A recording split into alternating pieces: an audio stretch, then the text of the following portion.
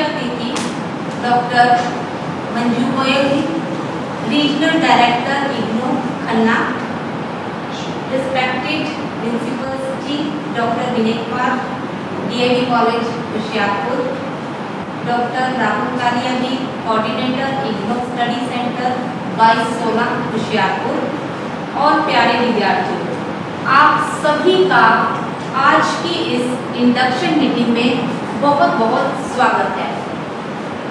आज हमारे लिए बहुत ही खुशी की बात है कि आज हमें एक ऐसी शख्सियत का स्वागत करने का अवसर मिला है जिनके अनुभव और ज्ञान से हम सभी को कुछ नया सीखने को मिलेगा।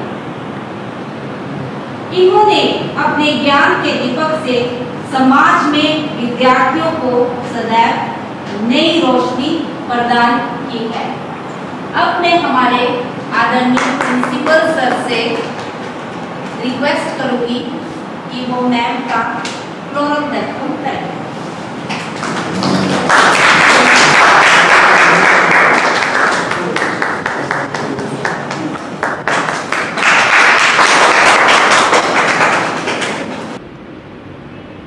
प्रिंसिपल सर का मैं धन्यवाद करना चाहता हूं कि उन्होंने ये हमें मौका दिया कि हम मैम का स्वागत कर सकें यहाँ पे।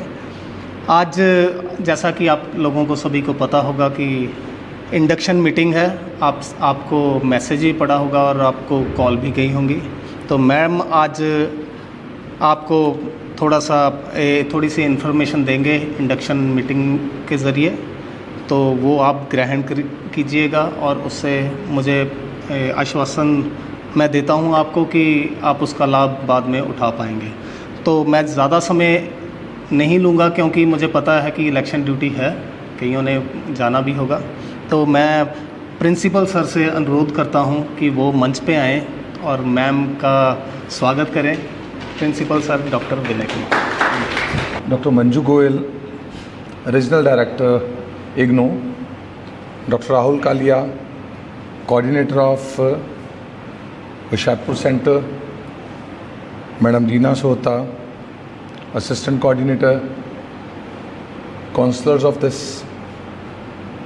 Learning centre and dear students, ये बहुत अच्छा मौका है। इससे काफ़ी बेनिफिट ले सकते हैं स्टूडेंट्स। बहुत कम होता है कि इस तरह से एक रीजनल सेंटर से रीजनल डायरेक्टर कैडर के जो अधिकारी हैं वो आप तक पहुँचें और आपको इग्नू के बारे में, उसके जो इम्पॉर्टेंट कोर्सेज हैं उनके बारे में बताएं, और अगर आपकी उससे रिलेटेड कोई क्वेरी है उसको यहीं पे रिजॉल्व करके आपको सॉर्ट आउट करके समझाएं। तो ये इसके लिए मैं मैडम का हमारे कॉलेज में आने के लिए स्वागत करता हूं और साथ ही धन्यवाद भी करता हूं कि उन्होंने अपने बिजी शेड्यूल में से इतना टाइम निकाला कि वो यहां तक आए हैं, और जो स्टूडेंट्स हैं उनसे डेफिनेटली काफ़ी बेनिफिट लेंगे स्टूडेंट्स इससे। थोड़ा सा मैडम इस कॉलेज के बारे में आपको बताना चाहूँगा कि ये कॉलेज 1926 में बना था और आज ये 4 स्ट्रीम्स में आर्ट्स, साइंस, कॉमर्स और कंप्यूटर्स में शिक्षा दे रहा है स्टूडेंट्स को। और एक और चीज़ जो इस कॉलेज के बारे में ज़रूर शेयर करनी चाहूँगा कि एक बहुत ही रिप्यूटेड ग्रुप है इंडिया टुडे, जो हर साल ऑल ओवर इंडिया इंस्टीट्यूशंस की रैंकिंग करता है। उसमें हमारा कॉलेज पूरे पंजाब के कॉलेजेस में फर्स्ट पोजीशन पे है रैंकिंग में इंडिया टुडे की। तो ये जो काउंसलर्स के तौर पे इग्नू में वर्क कर रहे हैं हमारे टीचर्स, इसी फैकल्टी के कारण और यहाँ जो स्टूडेंट्स आते हैं उनके कारण और उनके पेरेंट्स का जो फेथ है डीएवी कॉलेज होशियारपुर में, उसके कारण ये सारा संभव हो सका है। तो आप आज इस सिटी ऑफ सेंट्स में आए हैं, उसके लिए एक बार फिर मैं डीएवी कॉलेज की ओर से,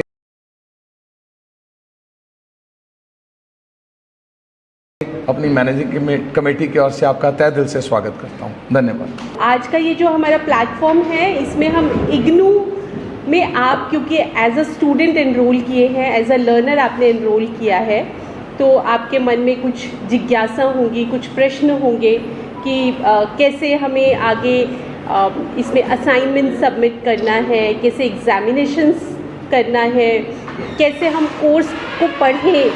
बारे में पहले एक छोटा सा ब्रीफ इंट्रोडक्शन करेंगे। इग्नू है क्या?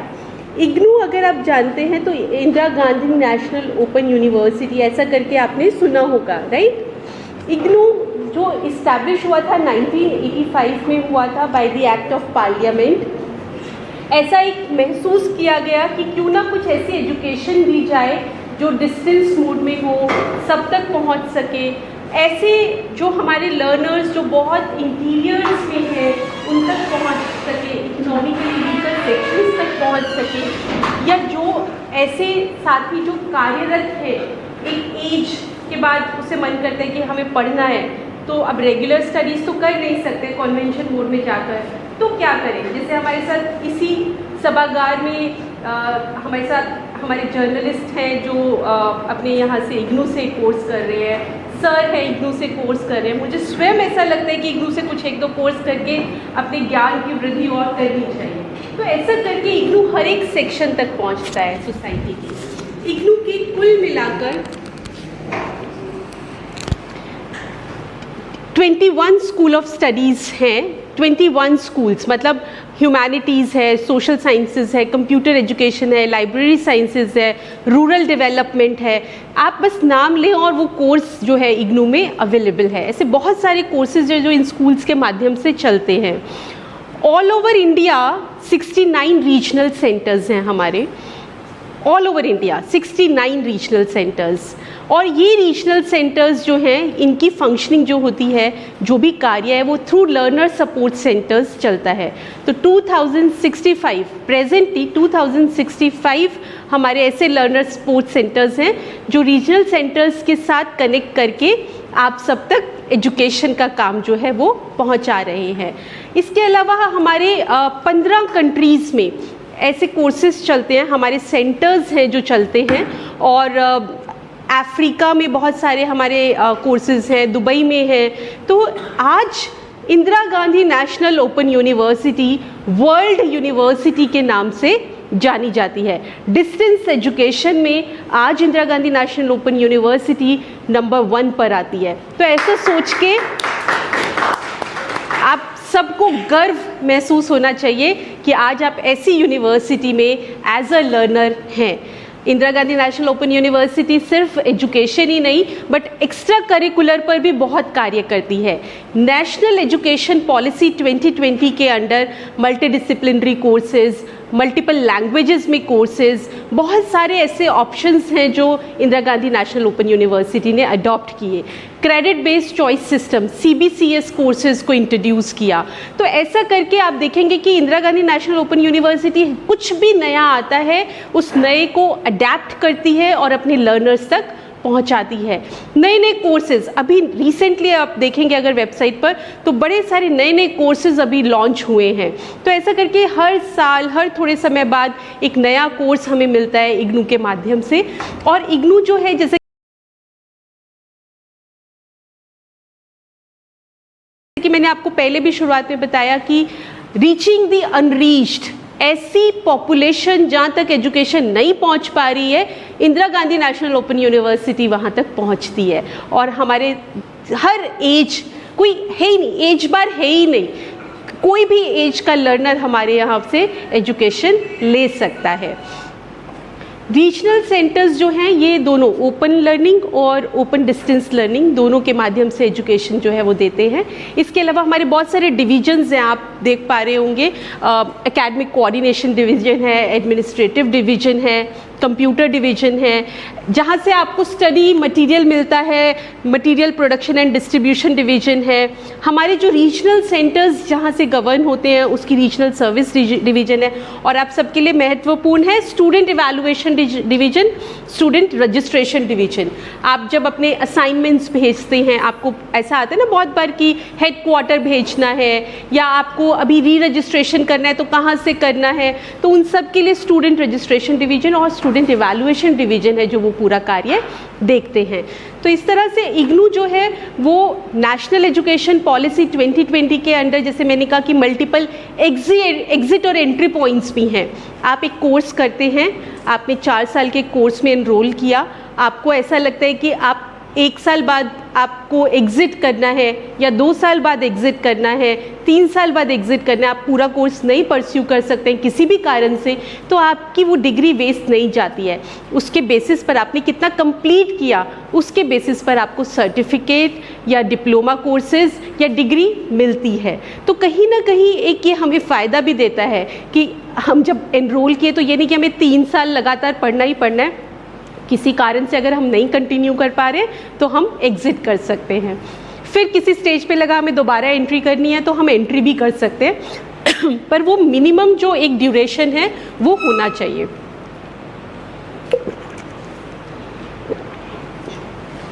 इंटरनेशनलाइजेशन, जैसा कि मैंने आपको बताया कि हमारे कोर्सेज जो हैं वो इंटरनेशनल कंट्रीज़ में भी चल रहे हैं और MOUs हमने साइन किए हैं डिफरेंट एस्पेक्ट्स पर इंटरनेशनल प्रोजेक्ट्स को लेकर। रीजनल लैंग्वेज, आप जिस भी रीजन में हैं आप अपनी रीजनल लैंग्वेज में पढ़ सकते हैं। आप तमिलनाडु से हैं तो आप तमिल में पढ़ सकते हैं, आप कर्नाटका से हैं तो कन्नड़ में पढ़ सकते हैं, आप पंजाब से हैं तो आप पंजाबी में पढ़ सकते हैं। तो कहीं ना कहीं हमें फ़ायदा मिलता है कि हम अपनी रीजनल लैंग्वेज में पढ़ सकते हैं। आपने अक्सर सुना होगा चैनल बेस्ड काउंसलिंग, स्वयं प्रभा करके हमारा एक चैनल चलता है जो कि रीजनल लैंग्वेज में हमें काउंसलिंग प्रोवाइड करता है। तो ऐसा RC खन्ना से भी स्वयं प्रभा चैनल चलता है जो पंजाबी में आपको सेशंस कराता है, काउंसलिंग सेशंस आप वहाँ से अटेंड कर सकते हैं। इसके अलावा इग्नू का बहुत बड़ा ब्रॉडकास्ट है, इग्नू का स्वयं मूक्स है जहाँ पर आप बहुत सारे तरह के स्टडी मटेरियल को एक्सेस कर सकते हैं। ई ज्ञान कोश है, ई ज्ञान कोश आप में से कभी किसी ने रेफ़र किया है? कभी किसी ने ई ज्ञान कोश की वेबसाइट पर जाकर देखा कि क्या है? वहाँ पर आपको स्टडी लर्निंग मटेरियल मिलता है, SLM मिलता है, बहुत सारे स्टूडेंट्स को आया होगा बाय पोस्ट। तो ये स्टडी लर्निंग मटेरियल हमारा ई ज्ञान कोश पर भी अवेलेबल है, तो आप चाहे तो वहाँ से भी उसको एक्सेस कर सकते हैं। उसके अलावा ज्ञान दर्शन है, ज्ञानवाणी है, ज्ञान धारा है, UGC के साथ हमारे एक्रेडिटेशन से, AICTE के साथ है। इग्नू जो है वो 3 टियर सिस्टम पर काम करता है। 3 टियर सिस्टम मतलब इग्नू मैदानगढ़ी जो हेडक्वार्टर है उसके अंदर हमारे रीजनल सेंटर्स आते हैं और फिर उसके अंदर हमारे लर्नर सपोर्ट सेंटर्स आते हैं। जैसे 2216 DAV कॉलेज होशियारपुर, ये one of the learner support centre है और इसका रीजनल सेंटर खन्ना में है और मैदानगढ़ी हमारा मेन सेंटर है। तो हम रीजनल सेंटर्स जो है एक तरह से कड़ी की तरह काम करते हैं मेन ऑफिस और लर्नर सपोर्ट सेंटर के बीच में। ये RC खन्ना का सोशल मीडिया प्लेटफॉर्म है, ये आप ज़रूर एक्सेस करें क्योंकि आपको फेसबुक जब आप जाते हैं RC खन्ना का, आप आज ही अपने आप को यहाँ पर इसको फॉलो करें, हमारे फेसबुक पेज को। सारा इन्फॉर्मेशन एडमिशन से रिलेटेड, एग्जामिनेशन से रिलेटेड, री रजिस्ट्रेशन से रिलेटेड सब फेसबुक, ट्विटर, यूट्यूब पर पोस्ट होता है। यूट्यूब पर बहुत सारे हमारे वीडियोज़ हैं काउंसलिंग से रिलेटेड, टॉपिक से रिलेटेड, तो वो भी आप एक्सेस कर सकते हैं अगर आप पढ़ना चाहते हैं तो। RC खन्ना की वेबसाइट आप ज़रूर एक्सेस करें क्योंकि RC खन्ना की वेबसाइट से आप जो है आप आगे की और जानकारी ले सकते हैं। ये आपका learner support centre DAV college Hoshiarpur का फेसबुक पेज है, ट्विटर है और यूट्यूब है, इसको भी आपने एक्सेस करना है क्योंकि आप यहाँ से पढ़ रहे हैं तो सारी इम्पॉर्टेंट इन्फॉर्मेशन जो है वो यहाँ से आपको मिलती है। लाइफ लॉन्ग प्रोसेस होता है लर्निंग कभी ख़त्म नहीं होता है, ज़िंदगी भर चलता है, किसी भी एज में हम हो हम सीखते हैं। तो यही लाइफ लॉन्ग लर्निंग को हमें मेंटेन करना है, हमें सीखना है, हमें आगे बढ़ना है। और इसके साथ में कुछ इम्पॉर्टेंट इन्फॉर्मेशंस हैं जो आपके साथ ज़रूर शेयर करना चाहूँगी। जैसे कि अगर आप हमारी वेबसाइट पर जाते हैं, can we start website IGNOU का, आप वेबसाइट पर अब जाते हैं तो आप आपको ये मैं एक बार इन्फॉर्मेशन देना चाहूँगी कि कैसे आप असाइनमेंट्स वहाँ देख सकते हैं। आप सबको पता है कैसे आप असाइनमेंट्स देख सकते हैं? किसी ने डाउनलोड किया है असाइनमेंट इग्नू का वेबसाइट पर जाकर? किया है। तो आप जिस सेशन में आप एनरोल कर रहे हैं, जैसे आपने अगर जनवरी 2024 में एनरोल किया है तो आपको मार्च 31 तक आपके असाइनमेंट सबमिट करने होते हैं। ठीक है, ये सबको क्लियर है? आपने अपने असाइनमेंट सबमिट कर दिए? कोई है यहाँ पर जिसने अभी तक असाइनमेंट सबमिट ना किया हो? इसके अलावा 2 और इम्पॉर्टेंट चीज़ें हैं जो आपको करनी होती हैं असाइनमेंट सबमिशन के साथ साथ। कोई बताएगा क्या करना होता है? एग्जामिनेशन फॉर्म फिल करना और एग्जामिनेशन फ़ी सबमिट करना। अभी यहाँ बैठे सभी ने अपना एग्जामिनेशन फॉर्म फिल कर दिया है, फ़ी सबमिट कर दिया है जी, very good. Third important part is re registration. क्या आपने नेक्स्ट सेशन के लिए री रजिस्टर कर दिया है? कर दिया है। अगर नहीं किया है please do it today itself. आज ही आप री रजिस्टर करें। ये 3 काम एक साथ हर सेशन में हमें करने हैं। क्या 3 काम? हमें हमारे असाइनमेंट सबमिट कर देने हैं,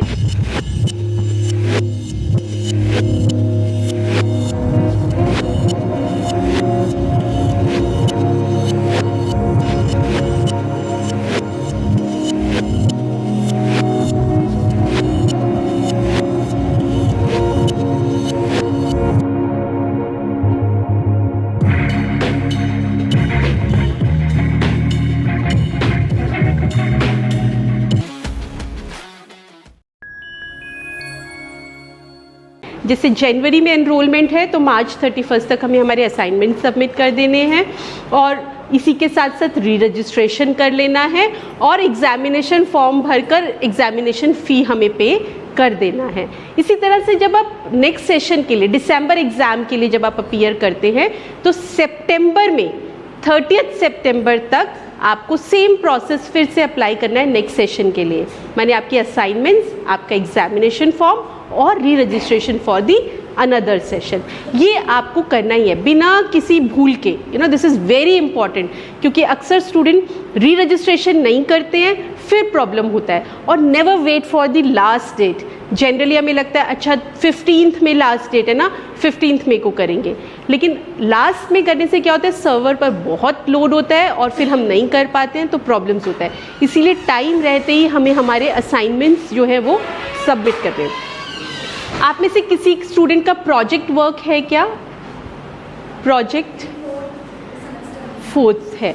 प्रोजेक्ट्स को लेकर हमारे स्पेसिफिक गाइडलाइंस हैं, तो प्रोजेक्ट को आप एकदम आपको ये रखना है कि हमें प्रोजेक्ट टाइमली सबमिट करना है। जैसे बहुत सारे कोर्सेज में आप असाइनमेंट्स कहाँ सबमिट करते हैं? ऑनलाइन पोर्टल पर, स्टडी सेंटर्स पर और ऑनलाइन पोर्टल जो भी अवेलेबिलिटी है। स्टडी सेंटर पर आप कोऑर्डिनेटर को सबमिट करेंगे, राइट। प्रोजेक्ट्स जो है वो कुछ स्पेसिफिक कोर्सेज के छोड़कर बाकी आप ऑनलाइन सबमिट करते हैं। जैसे अगर सोशल वर्क से कोई है यहाँ पर MSW या BSW कोई कर रहा है तो सोशल वर्क के प्रोजेक्ट्स जो है वो हेडक्वार्टर जाते हैं, तो आप रीजनल सेंटर पे जमा करेंगे, रीजनल सेंटर उसको हेडक्वार्टर पर भेजेगा। ऐसे ही MBA अगर आप कर रहे हैं तो MBA में साइनॉप्सिस जो है वो रीजनल सेंटर को भेजेंगे, बट जो आपका प्रोजेक्ट रिपोर्ट है वो आप हेडक्वार्टर भेजेंगे। ठीक है, प्रोजेक्ट डिवीजन जो हम पहले एक दिखा रहे थे ना, स्टूडेंट इवैल्यूएशन डिवीजन SED, वहाँ पर आपको हेडक्वार्टर भेजना है। ठीक है, इसके अलावा MCOM का, हाँ, बहुत सारे प्रोजेक्ट्स ऑनलाइन हमारे लिंक जनरेट होता है, आपको वहीं सबमिट करना है ताकि इजी हो जाए। असाइनमेंट्स आपके हैंड रिटन होंगे, ये क्लियर है आपको? It is hand written and please make sure copy paste ना हो। जनरली क्या होता है, हम इधर उधर से उठा के कॉपी पेस्ट करके कर देते हैं, तो अगर प्लेगराइज्ड होगा तो आपको मार्क्स नहीं मिलेंगे। इसीलिए आप अपनी अंडरस्टैंडिंग, पहले आप स्टडी मटेरियल जो इग्नू का आता है उसको रीड करें, अंडरस्टैंडिंग डेवलप करें, फिर आप लाइब्रेरी यहाँ पर है, आप लाइब्रेरी जाएं, लाइब्रेरी में बैठकर उसको एक्सेस करें और फिर आप अपना असाइनमेंट बनाएं। ठीक है, असाइनमेंट बनाने के लिए एक अंडरस्टैंडिंग होना और उसके बेसिस पर असाइनमेंट को लिखना बहुत इंपॉर्टेंट है, क्योंकि एक अच्छा असाइनमेंट आपको एक अच्छे नंबर देगा। आपने अगर असाइनमेंट सबमिट नहीं किया तो आपका एग्ज़ाम देने का कोई फ़ायदा नहीं होगा, क्योंकि फिर उसका आपका इवैल्यूएशंस नहीं होगा। इसलिए असाइनमेंट मैंडेटरी पार्ट है हमारे सब्जेक्ट का। एक कोर्स में अगर 4 सब्जेक्ट है तो चारों का असाइनमेंट आपको सबमिट करना है टाइमली। किसको करना है? कोऑर्डिनेटर, आपके लर्नर सपोर्ट सेंटर के जो कोऑर्डिनेटर्स हैं यहाँ पर आप सबमिट करेंगे, ठीक है। इसके अलावा अगर किसी का कोई प्रश्न है तो हम ले सकते हैं, कोई आपका कोई क्वेश्चंस है या कुछ है।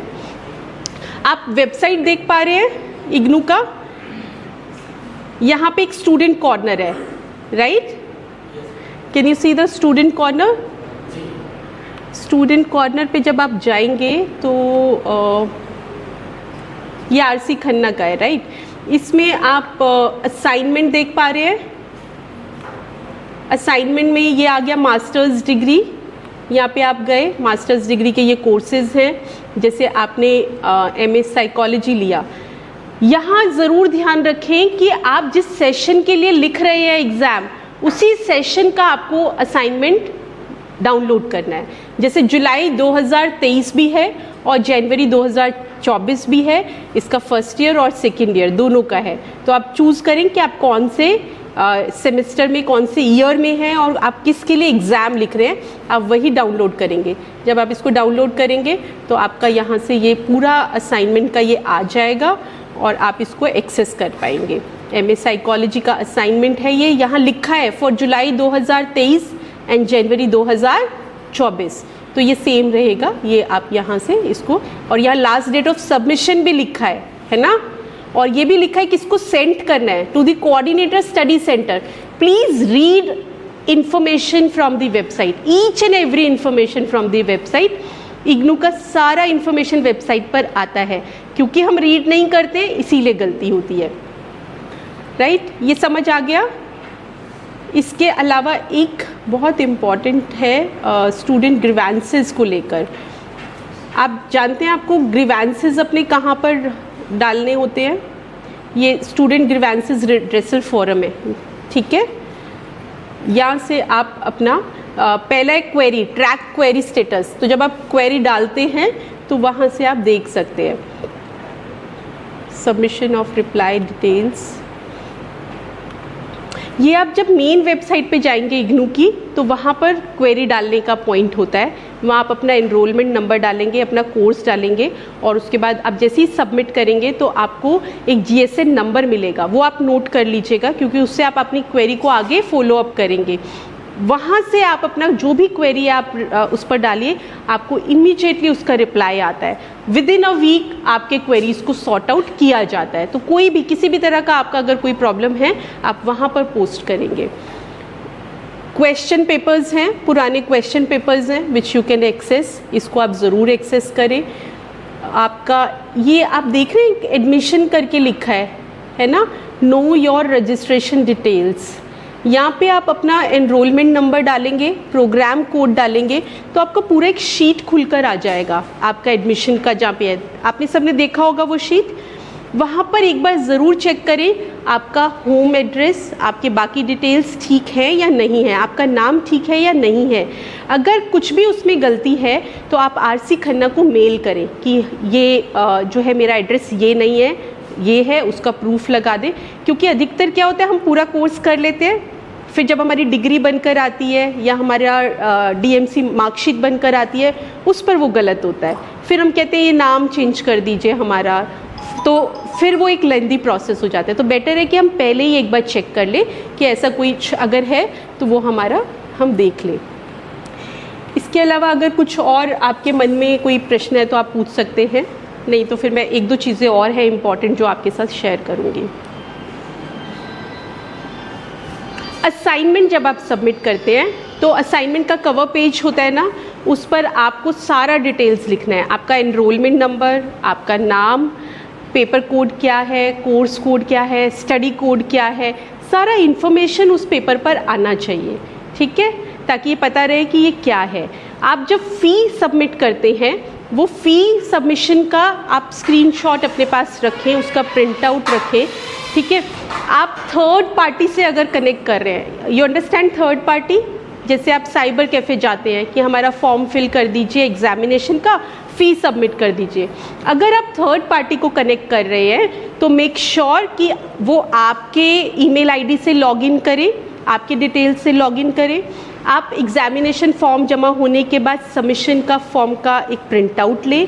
पेमेंट सबमिशन जब हो गया, सक्सेसफुली पेमेंट डन हो गया, उसका एक स्क्रीनशॉट अपने पास ज़रूर रखें, प्रिंट आउट ही ले लें इनफैक्ट। तो थर्ड पार्टी को जब भी आप कनेक्ट कर रहे हैं, प्लीज़ मेक श्योर कि आपके पास आपके सारे इन्फॉर्मेशन हो ताकि आप आगे उसको प्रोसेस कर पाए। ठीक है, तो this is from my side. अगर आपको और कुछ पूछना है तो आप पूछ सकते हैं। मैं तो 1 घंटा और आपको बोलती रहूँगी।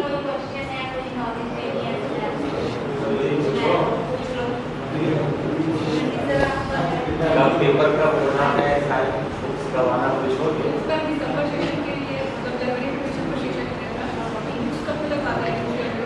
बुक्स आ जाएंगी, आपको डिस्पैच का काम चल ही रहा है तो मिल जाएंगी।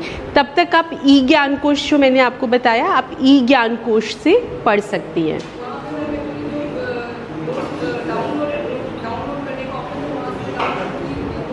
हाँ,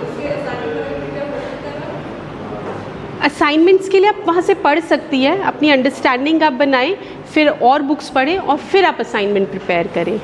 राइट, सेम जो स्टडी मटेरियल है ना, उसको सेम कॉपी पेस्ट नहीं करना है हमें, ठीक है ना। उसको पढ़ के अंडरस्टैंडिंग बनानी है, फिर असाइनमेंट बनानी है। बिल्कुल कर सकते हैं और करनी चाहिए, है ना। और एग्ज़ाम में भी आप ये ध्यान रखें कि हमें अपना स्टडी मटेरियल अच्छे से पढ़कर जाना है, ठीक है। क्वेश्चन पेपर्स प्रीवियस ईयर के जो लेटेस्ट कुछ 2-3 साल के पेपर्स हैं, वो हमें ज़रूर देख लेने हैं कि किस तरह के क्वेश्चंस आते हैं, हमें आसानी हो जाती है एग्ज़ाम देने में। जी, कुछ पूछना चाहती हैं?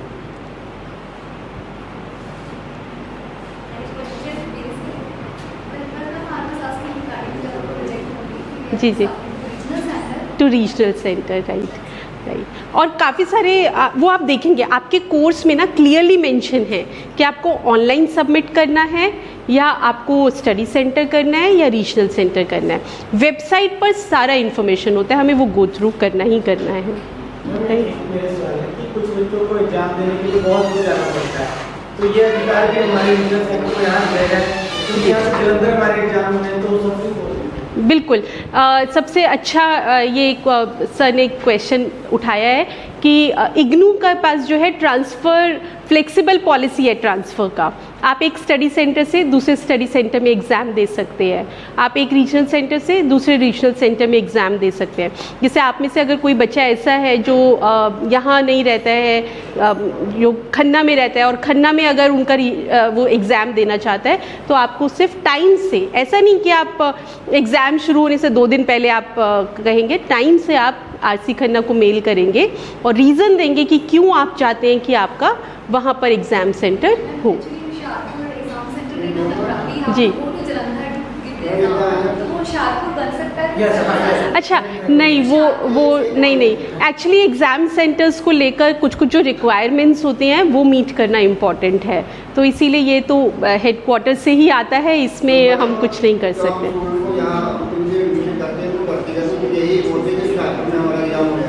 जी जी जी जी, आप इस बार प्रोसेस कर दीजिएगा, देख लेंगे। जी जी जी, वही रीज़न था, क्योंकि कोऑर्डिनेटर लेट सिलेक्ट हुआ था, रीज़न यही था कि यहाँ सेंटर नहीं बना, वरना बनता। जी जी जी, तो आपके माध्यम से जो हमारा सवाल बिल्कुल इस बार पूरी कोशिश करेंगे कि हो जाए। आप टाइमली पेपर्स जो है वो सबमिट कर दीजिएगा नेक्स्ट एग्ज़ाम के लिए।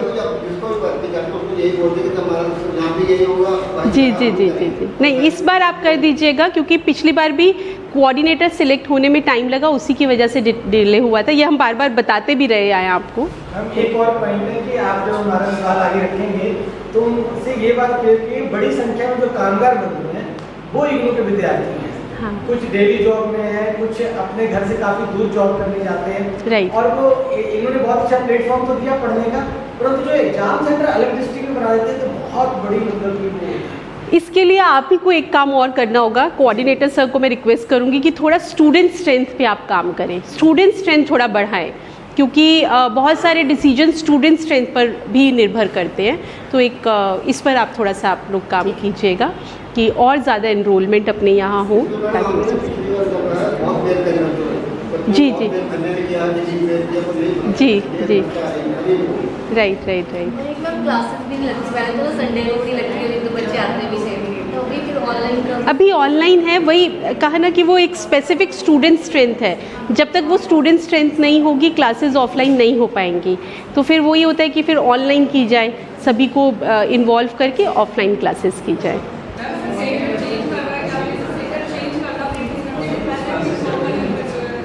एग्जामिनेशन फॉर्म जब आप फिल करते हैं उस समय पे आप कर दें इन्फॉर्म कि आप चेंज करना चाहते हैं।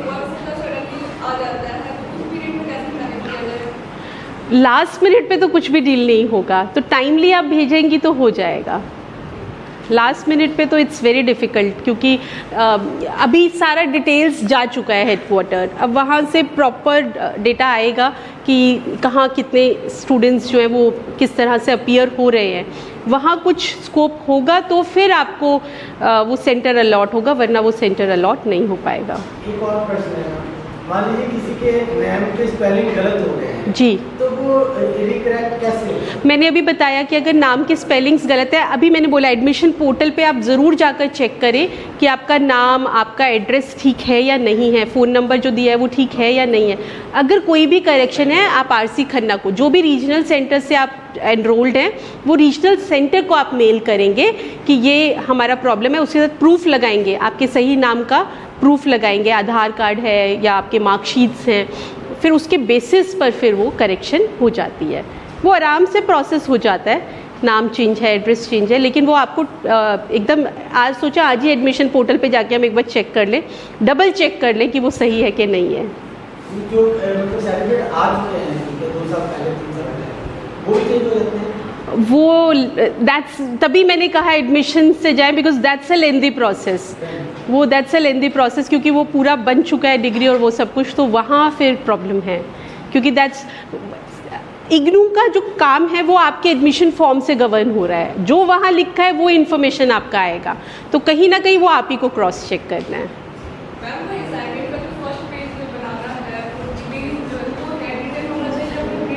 हैंड रिटन दीजिए आप, असाइनमेंट सब हैंड रिटन दीजिए आप, वो आप कर सकते हैं, उसमें कोई दिक्कत नहीं है। पर जब आप सारा असाइनमेंट हैंड रिटन बना रहे हैं तो वो भी हैंड रिटन ही कर दीजिए, है ना। वो सारा इन्फॉर्मेशन क्या क्या होना चाहिए वो असाइनमेंट पर जब आप जाएंगे वहाँ लिखा है। एनरोलमेंट नंबर होना चाहिए, पेपर कोड होना चाहिए, कोर्स कोड होना चाहिए, आपका नाम होना चाहिए, वो सारा। एक और चीज़ है, जब आप एग्जामिनेशन सेंटर पर जाएंगे तो आपको हॉल टिकट इशू हुआ है, आप ले लिया, आप लोगों ने हॉल टिकट, गए आप वेबसाइट से हॉल टिकट आप अपना ले लें। हॉल टिकट और आईडी कार्ड आपको दोनों लेकर जाना है, क्योंकि अधिकतर हम एग्ज़ाम देने पहुंच जाते हैं और फिर हम वहाँ जाके बोलते हैं हम तो हॉल टिकट लाए नहीं है, आईडी कार्ड लाए नहीं है, तो फिर वो प्रॉब्लम होता है। तो हॉल टिकट और आईडी कार्ड दोनों आपको एग्ज़ाम सेंटर पर लेकर जाना है।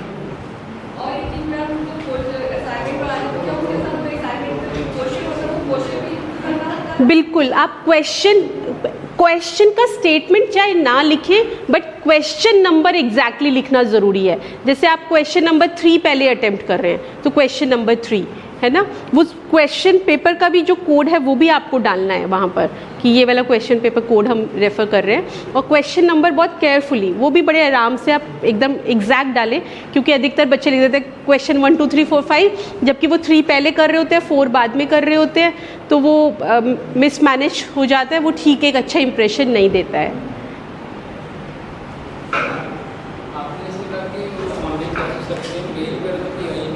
मेल आती है, प्रॉपर मेल आती है, आप अपना मेल आईडी एडमिशन पोर्टल पे जाकर देखें वो करेक्ट है या नहीं है। हाँ हाँ हाँ, आप अपना डिटेल्स सर को एक बार दे दीजिएगा, हम क्रॉस चेक करवा देंगे, ठीक है जी। और ठीक, कोई क्वेश्चन है किसी का, किसी ने कुछ पूछना है तो प्लीज पूछ सकते हैं जी। बहुत बहुत धन्यवाद।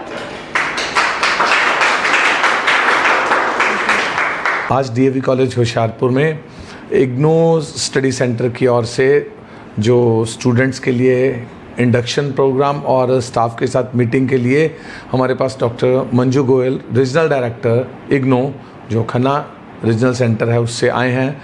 मैं आज डीएवी कॉलेज होशियारपुर में अपनी मैनेजिंग कमेटी की ओर से, अपनी ओर से और अपने स्टाफ तथा स्टूडेंट्स की ओर से डीएवी कॉलेज होशियारपुर में आने के लिए मैडम का स्वागत करता हूं।